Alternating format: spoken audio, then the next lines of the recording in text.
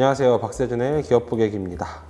이번에는 좀 이동통신사 이야기를 가지고 왔습니다. 여러분 이게 보도 많이 보신 분들은 아시겠지만 한국통신 3사가 역대급 할인에 들어갔다는 보도가 연일 나오고 있습니다. 경제신문이나 뭐 이런 데 나오고 있죠. 근데 여기까지 보시면 또 이런 생각 드실 겁니다. 통신비 인하되나 드디어 우리도 저렴한 통신 이용 가능하나? 이런 생각하시는 분들 계실 텐데요. 사실 그렇지가 않습니다. 해외여행이나 출장 때 쓰는 로밍 요거 요금을 좀 많이 깎아주겠다 뭐 이런 이야기거든요. 뭐 일단 할인은 할인이니까 할인에 나서게 된 계기부터 확인을 해봅시다. 박운규 과학기술정보통신부 2차관이 지난 4월에 공개적으로 이야기를 합니다. 로밍비 너무 비싸다. 그러니까 이제 통신사들이 이렇게 얘기를 합니다. 로밍비 할인에 그것 때문에 나서게 됐다. 근데 로밍비가 얼마나 비쌀까요? 사실 로밍 저도 잘 안 써가지고 가격을 잘 몰랐는데 일단 국내 통신 3사 가격을 좀 비교를 해봤습니다. 이게 데이터 무제한 로밍 요금제를 주로 쓰시게 되는데 이건 사실 요금제가 거의 다 비슷해요. 한 1,000원, 2,000원 차이인데 11,000원에서 13,000원 정도에서 왔다 갔다 합니다. 그것도 이제 통신사마다 다른 것도 있는데 뭐 각자 통신사 이용 기간 뭐 이런 것들에 따라서 좀 더 할인폭이 있다고 해요. 그러니까 진짜 거칠게 그냥 딱 평균 내면 하루에 10,000원 정도 이렇게 보시면 될 것 같습니다. 근데 아까 제가 어떤 요금제라 그랬어요? 하루 무제한 요금제라고 했죠. 근데 또 여러분도 핸드폰 쓰셔서 알지만 무제한 요금제 쓴다고 5G 무제한으로 되는 거 아니잖아요. 뭐 그런 요금제가 있긴 한데 그건 너무 비싸긴 하고 얘는 어떻게 되냐면은 300에서 5기가 정도 데이터를 줘요. 300메가에서 5기가 정도. 그거는 이제 회사마다 다른 거고요.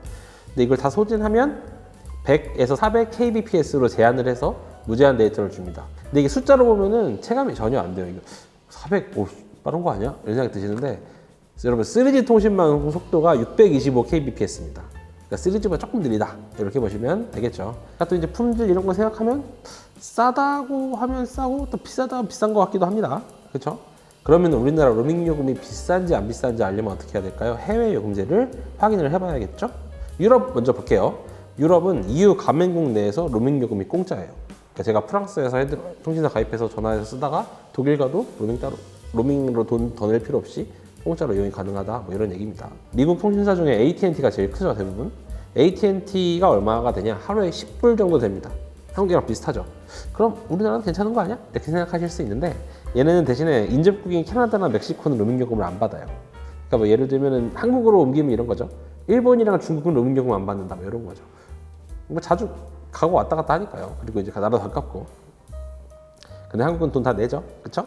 그래서 로밍 요금이 비싸다 이런 지적이 나온 것이 아니냐라는 이야기도 나옵니다. 그래서 이렇게 생각하실 거예요. 아니 로밍 요금이 왜 이렇게 다르지? 예를 들면은 왜 미국은 캐나다 뭐 멕시코랑 로밍 요금 공짜인데 왜 우리는 돈을 내지? 이렇게 생각하시는 분들이 있을 거예요. 우리가 뭐 국력이 떨어져서 그러나? 사실 그런 건 아니에요. 이게 국가 대 국가로 협상하는 게 아니라 각 회사가 협상하는 겁니다. 미국에 있는 통신사가 멕시코에 있는 통신사랑 야 너네 통신망 쓸 테니까 어느 정도 우리가 수수료 줄 테니까 이렇게 우리 통신망 쓰게 해줘 이런 협상을 맺는 거예요. 근데 협상 가격이 싸면 쌀수록 로밍비는 싸지겠죠. 우리나라는 중국, 일본 통신사들과 협상을 했겠죠. 근데 이제 그 공짜까지는 이루어지 못한 거가 되겠습니다. 자 그러면 일단 뭐 할인해준다니까 가격은 봅시다. 얼마나 깎아줬는지. SKT나 KT는 한 명이 요금을 내면 3명에서 5명 정도 이용 가능한 상품을 내놨어요. KT부터 자세히 볼게요. KT는 15에서 30일간 데이터 2에서 6기가를 33,000원에서 66,000원에 이용할 수 있습니다. 나누기 해보면 1인당 한 10,000원 정도가 되네요. SKT는 가족결합 프로모션입니다. 39,000원에다가 3,000원을 더 내면 최대 5명이 공유가 가능합니다. 6GB를요. 그러니까 1인당 8,200원씩 내고 1.2GB씩 쓰는 겁니다. LG U 플러스는 20대만 딱 할인을 해줘요. 하루 13,200원 요금제거든요, 여기가. 근데 이걸 절반을 깎아줍니다. 상황 보고 전 연령대로 늘린다고는 하는데 만약 다 적용된다고 하면 여기가 할인폭이 제일 크죠. 반값이니까. 사실 막 이렇게 놀랄만할 정도의 할인 아니지 않습니까? 뭐 통신사들은 이렇게 얘기합니다. 큰 폭의 할인이다. 우리가 큰맘 먹고 할인을 해줬다. 이렇게 얘기를 해줘. 왜 그러냐면 코로나19 이전 통신 3사의 로밍 매출을 볼게요. 로밍 매출액이 전체 매출의 5% 정도 비중을 차지한대요. 근데 사실 5%면 되게 작아 보이는데 얘네가 하고 있는 사업이 너무 엄청 많잖아요. 그래도 5%나 들어간다는 건 유의미하다 뭐 이렇게 볼 수는 있겠죠. 비율이 5%나 되는데 우리가 이렇게 할인해준다 뭐 이렇게 되는 거죠. 우리가 이렇게 희생해서 5%를 희생해서 대국민 물가정에 기여한다 이렇게 되는 겁니다. 그래도 사실 로밍요금 깎아준다 그러는데 전혀 기쁘지가 않아요. 사실 왜 그럴까요? 실제로 우리 주변에서 로밍 이용하는 사람 거의 없죠. 다들 뭐 해외에서 저가 유심을 사거나 뭐 아니면 뭐 포켓 와이파이를 쓰거나 이렇게 하죠. 포켓 와이파이는 여러분 그 국내 통신사에서 하는 서비스입니다. 그러니까 보통은 유심을 사죠. 근데 통신사는 이렇게 얘기해요. 로밍 이용자가 해마다 엄청 가파르게 늘고 있어. 그러니까 우리 진짜 엄청 손해보고 해주는 거라니까 이렇게 얘기를 합니다. 자료가 이게 통신사 로밍 이용자는 통신사에서 자료를 내잖아요. 근데 이게 2014에서 2018년까지밖에 자료가 없어요. 19년부터는 자료가 없는데 18년도 상반기만 있습니다. 그래서 이제 상반기 수를 제가 곱하기 해서 2018년도에 로밍 이용자를 추산한 겁니다. 로밍 이용자 수가 2014년에는 1,095만 명, 15년에는 1,258만 명, 16년 1,471만 명, 17년 1,519만 명, 18년에는 1,230만 명입니다. 엄청 많죠, 막 어마어마해 보이죠? 근데 이게 로밍 이용자 수가 느는 것보다 출국자 수가 느는 속도가 더 빨라요.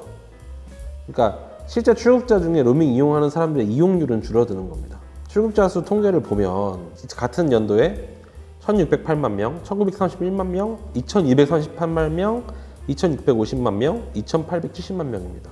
그러니까 차이가 확 나죠. 이거를 이렇게 얘기하면 좀 이해가 어려우실 수 있어서 이용률을 계산을 해봤어요. 14년에 로밍 이용률이 출국자 중에 68%입니다. 거의 70%가 다 되죠. 15년엔 65%예요. 16년엔 61%, 17년엔 57%, 18년엔 56%입니다. 엄청 빠르게 줄어들고 있죠. 근데 이것도 약간 출국자 수를 좀 타이트하게 잡은 거예요. 그래서 통신업계에서는 실제 통신 로밍 이용자가 전체 출국자 중에 한 20-30%밖에 안 될 거라고 보고 있습니다. 사실 얘네한테도 약간 계륵 같은 서비스였던 거죠. 그래서 실제로 통신사들도 또 로밍을 이용을 안 하니까 로밍 요금제를 낮추고 있었습니다. 언제요? 코로나 전에요. 2016년에 이미 국회에서 로밍 서비스가 너무 비싸다는 얘기가 나와서 17년 때부터는 계속 로밍 요금을 내려가고 있었습니다.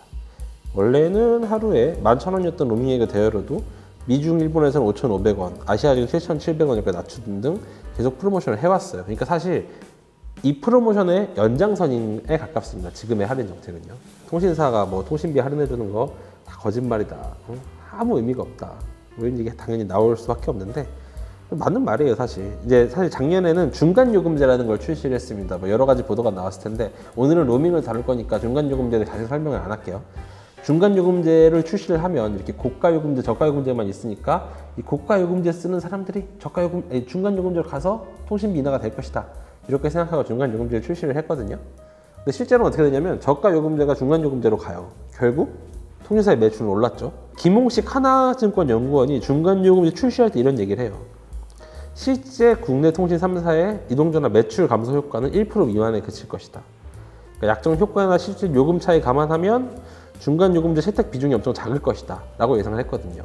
그러니까 통신사한테 큰 타격 없을 것이다 라고 예상을 했는데 실제로는 올해 2분기 이통 3사 합산 영업이익이 1조 2,800억 원 정도 되거든요, 전망이. 근데 이게 1년 전보다 SKT 6%, KT 11%, LG 플러스 13% 늘어났습니다. 그러니까 할인해 주려고 중간 요금제 내놨는데 얘네 매출은 늘었어요.